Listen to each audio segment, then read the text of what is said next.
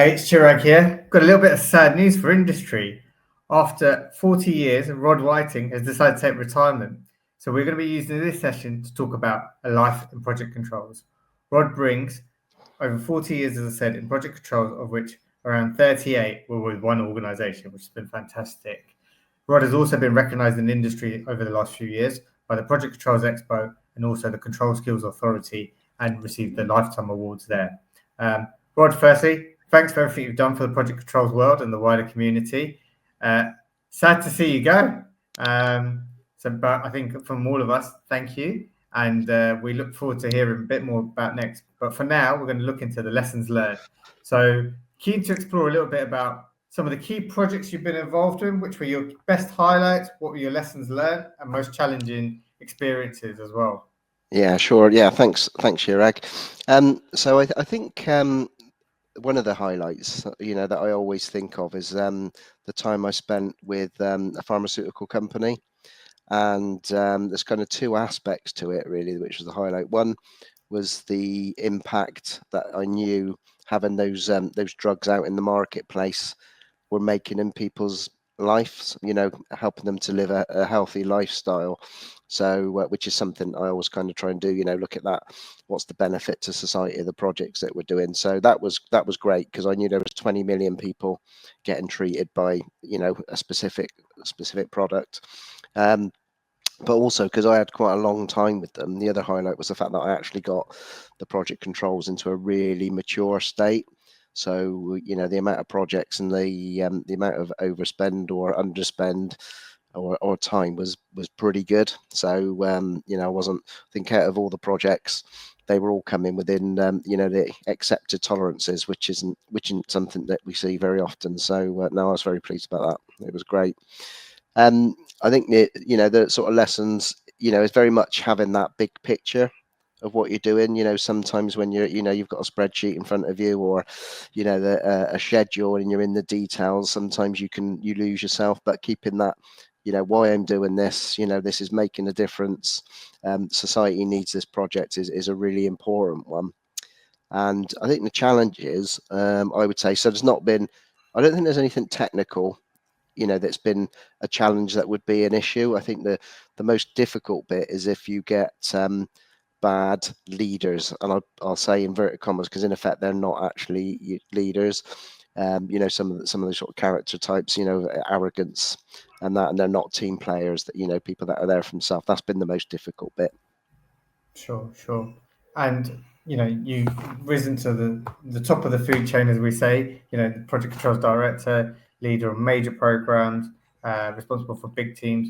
What would you say the key factors were behind your success? And was there one key moment that stands out in your career that traced that trajectory, either a person or that inspirational moment? Yeah, I would say your character is the key factor. So having a positive attitude, wanting to make a difference, and your personal values. So, honesty, integrity. When people know that you can be trusted, that they value what you say, that there's no spin on it. That, I would say, is sort of the key factor that's, I think, has made a difference for me. The other bit was around the first opportunity I got to lead a team.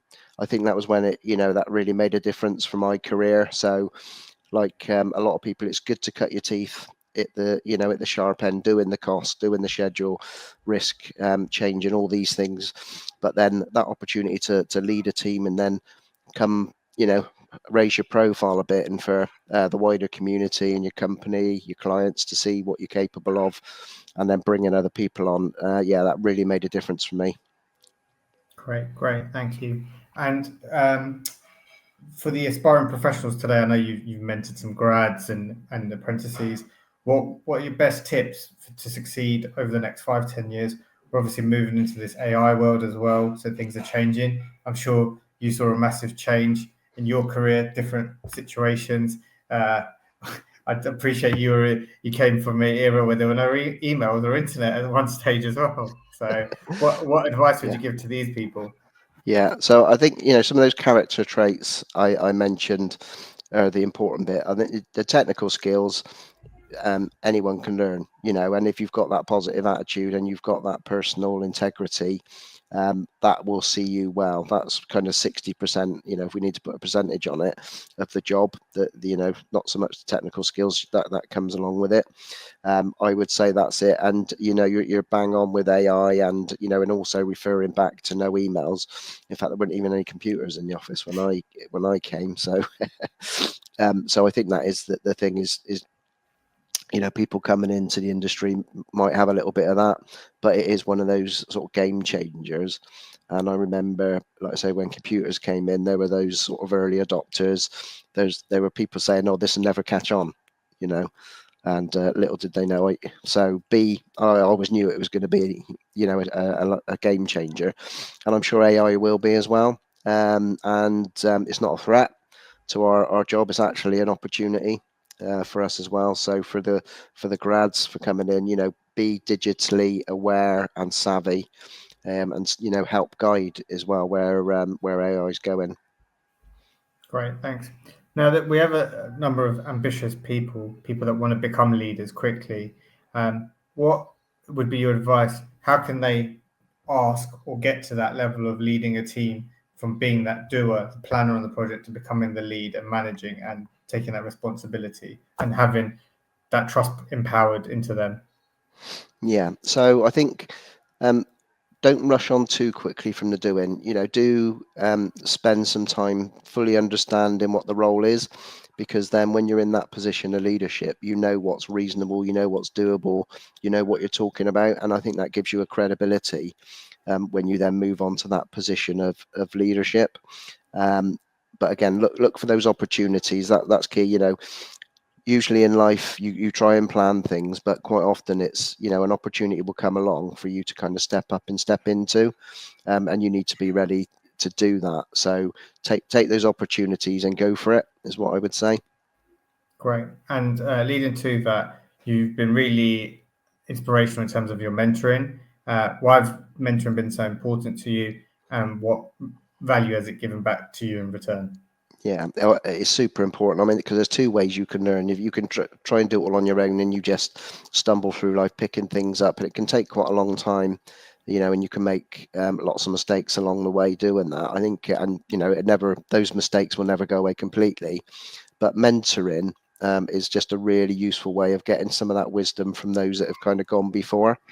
So you avoid mistakes, but also learn. And sometimes they see things because they're a little bit removed from sometimes when you're in the weeds. And when you're in the weeds, sometimes you can't see the wood for the trees.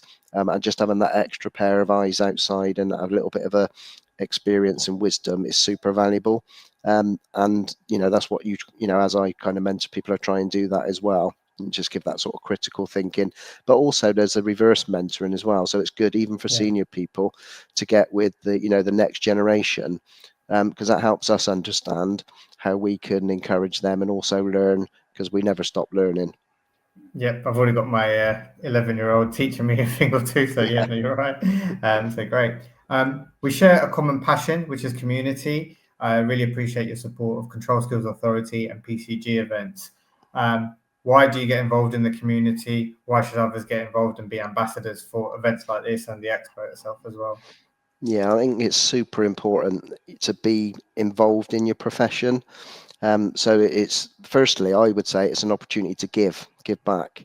Um, there's lots of ways you can kind of take it and get, but you can do that just from training as well. But I would say it's that opportunity to give, to be at the forefront, to help shape where the community's going, and through that you do receive. So there's lots of great webinars and experiences that you can have being part of it, and it's that double benefit. So give, but then receive as well. Yeah, so I recommend it for everybody. Thank you. So Rod, still a very young man. Why are you retiring? What's next for you? And what are you going to be doing within Project Controls in particular? Yeah. So I'll say it's retiring. Really, it's kind of just changing the mix up. So I'm kind of going from that, stopping this kind of the Monday to Friday 9 to 5 bit, but still very much keen on being part of the community. So I'm going to carry on volunteering with the Controls and Skills Authority. So anyone who kind of goes for their accreditation, if you're in the Bristol area, I might be on the panel. Project Controls Expo, you're going to see me there again, working with the team. Again, on a voluntary basis. Certainly, I'm going to be there at the PCGs. I know we're looking forward to that in Bristol later in the year, and just the wider community. Like I say, still lots of energy, still going to be involved, but just a slightly different mix. Great. And your personal side, what's your key goals for the next year or so? What anything climbing a mountain or doing a whiskey tour? Yeah, so apart from the compulsory, you retire and go on a cruise, which I'm Yeah. going to be doing with the wife, I shall also be spending more time with the grandkids, particularly during the school holidays, helping the wife doing that. And then I might even do some teaching as well, might go back. So a couple of people have asked about, there's a lot of experience there. Come and do some lecturing, some speaking. So that would be good. And maybe do a bit of writing as well. Lots of things to keep me busy. In that mix for sure. Fantastic. Well, thanks, Rod. And what are your final parting words for those that really want that successful career? What's your final motto or sentence? Yeah, do the right thing always and be the best that you can be. Thank you. Cheers. Thanks a lot, Rod. Thanks for everything. You're welcome. Take care.